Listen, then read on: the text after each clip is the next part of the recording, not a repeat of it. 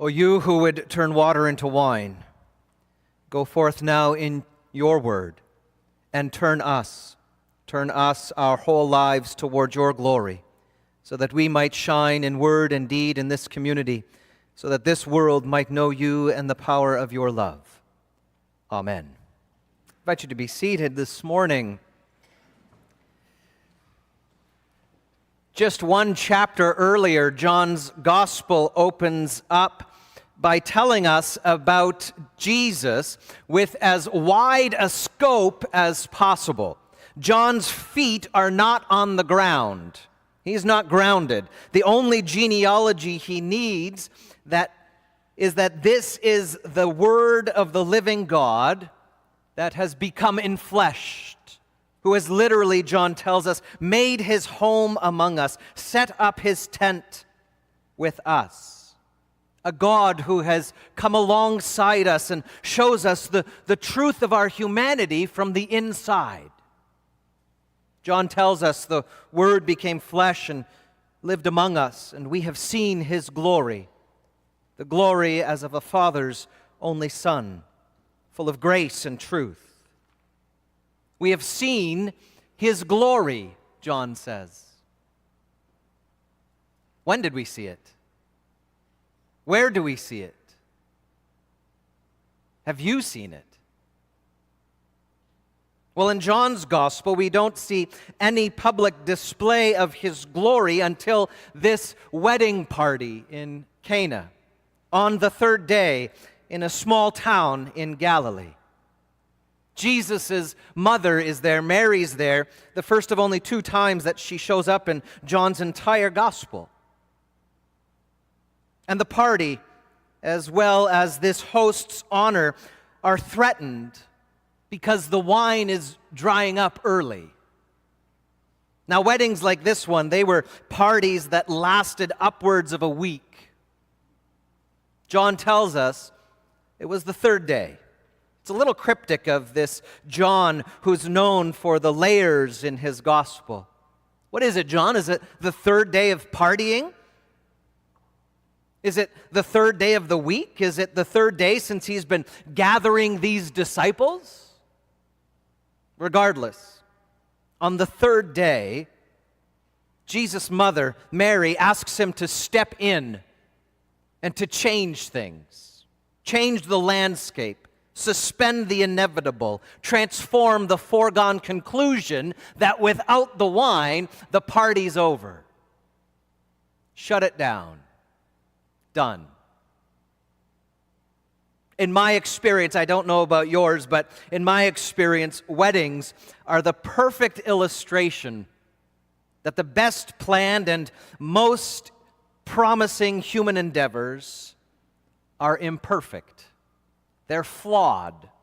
They easily go off the rails. It's like humanity, in all of its glory, is put on display, and something is bound to go wrong. No matter how much we plan, no matter how much we think we might be in control, there's always a groomsman ready to faint. I've seen it. Or a bridesmaid with an emergency dress malfunction, or the food or drink are running out because guests who didn't RSVP showed up to the reception anyway. Or people are missed for the photos. Or. It goes wrong. That's what's happening here. Things are getting wrong. They're going wrong at this party. Things are slipping off the rails. And Mary looks to Jesus with expectation that he will make things right. But he's a little gnarly about it at first, isn't he?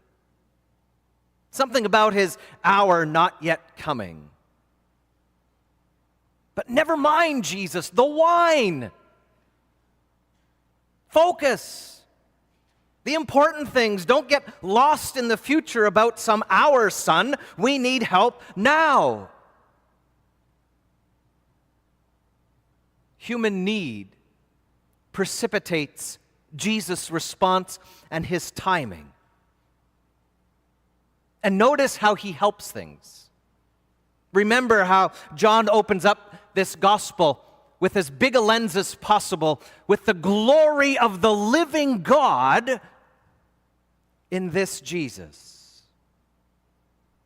We should be expecting a superhero, taking out a front page of the Galilee Daily Herald with his acts. But when Jesus helps, he doesn't do that. He goes about it quietly, behind the scenes, working. And the only ones who know anything about it are Mary, his mother, presumably his small band of disciples, and the servants who drew the water into the jugs. The head waiter, no idea. He tastes the water turned into wine, no idea, but he knows one thing: this is the best wine. And the host has been holding out until late in the celebration. And it's a lot of wine, not just enough to keep the party going.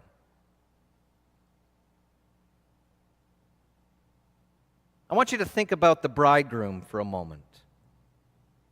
His party is about to go wrong. His guests are about to shutter down the celebration because the wine was running out and it's going to end early. It's not a good thing for him. In a culture where honor was a currency, there's not much to do at that point but merely hope that the social and political fallout of turning guests away early wouldn't damage his honor too greatly. His ingenuity, his power to make it right, it's at an end. He can't get out of this mess. Friends, this is the gospel in miniature, foreshadowing the gospel in all of its fullness. This is human need as it mysteriously meets deliverance and rescue in Jesus. And out of nowhere, something's happened. Something not quite explainable. The head waiter congratulates this bridegroom on keeping the best wine until late in the party. Imagine the gob-faced bridegroom. Can't explain it. He can only experience it because something's afoot. Something's happening that's deeper than water and wine. Some sort of grace has heralded a deeper celebration, a deeper joy. The best wine. He has joined the party and not only kept it going, but he's changed the bridegroom's position from precariousness to joy.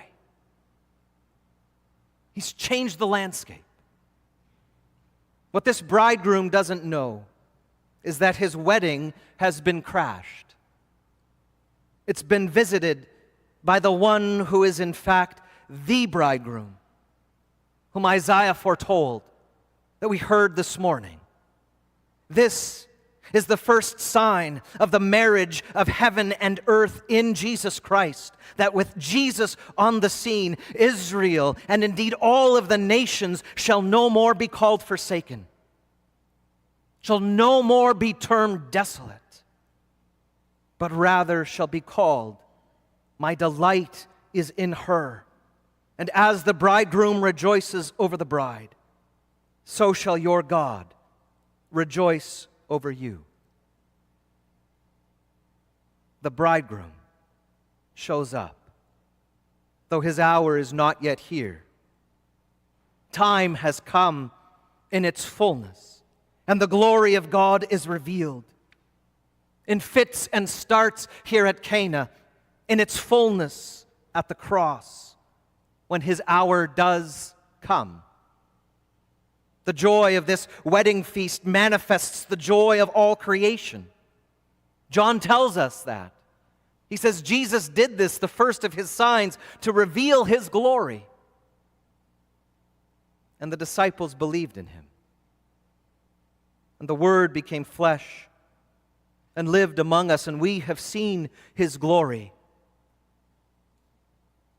Where? When have you seen it? It was on the third day that the glory of God was revealed. It was on the third day that precariousness was turned into joy, that the thing that had gone off the rails was righted. On the third day, some grace was afoot in the world and heralded the deepest joy and celebration possible, something I cannot explain, something I have experienced.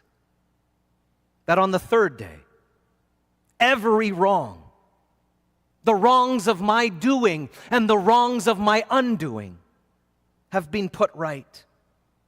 On the third day, the very best has been saved for last, so that all creation might know the living God. You see, when his hour had come, he was at work making things right. Behind the scene, under the scene, over the scene, in front of the scene. The power of God was at work in the weakness of the cross, and his mother was there. It's the second time she's in John's gospel, at the foot of the cross, looking to her son with expectation and hope against hope that he would make things right, that he would change the landscape. It's as if Mary bookends the very glory of Jesus. That third day, he rescued a wedding, reconciled the bridegroom to his guests, and his glory was revealed. This third day, Jesus rescued everything and everyone in his resurrection, and he came on up and turned despair into joy, and showed his glory, and rejoiced over all of creation, including you and me. In the cross and resurrection of Jesus Christ, our human need meets its deliverance and its rescue. The thing that's gone off the rails is righted. The threat of the feast ending, that cross of crucifixion and death, mysteriously itself provides the very feast of the joy of bread and wine. The very best that God has is the fullness of God given in Jesus Christ for you. Late in time, we behold him come. It is the life of God poured out for us. So we're no longer named desolate. We're no longer called forsaken, but called rescued, called loved. The God who turns water into wine has turned you, has turned me, and has turned all those who come to him in faith, all who receive him. He is made into the children of God. So don't miss the power of the gospel for you this morning. You are not desolate. You are not forsaken. God rejoices over you. So come with me. Taste and see that the Lord is good. Come to the feast. Amen.